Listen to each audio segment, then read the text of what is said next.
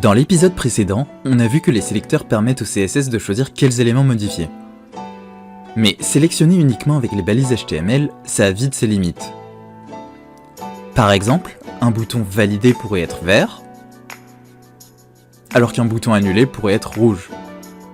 Pourtant, les deux sont des boutons. On a donc besoin d'un moyen pour les différencier. Et c'est justement le rôle des classes et des ID. En HTML, une classe est un attribut qu'on peut ajouter à un élément. Plusieurs éléments peuvent partager la même classe, un peu comme des personnages qui appartiennent à la même classe dans un jeu vidéo.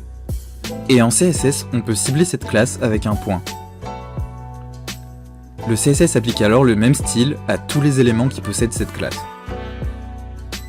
Un ID est aussi un attribut HTML. Mais contrairement aux classes, il sert à identifier un élément unique. Un peu comme un personnage spécial ou un boss dans un jeu.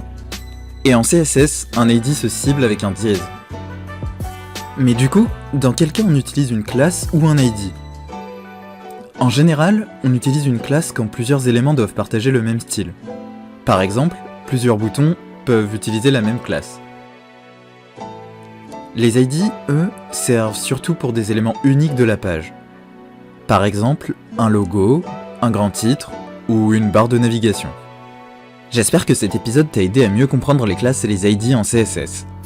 Et dans le prochain épisode de Dessine ton code, on découvrira le box model et pourquoi je n'arrête pas de répéter que les éléments HTML se comportent un peu comme des boîtes.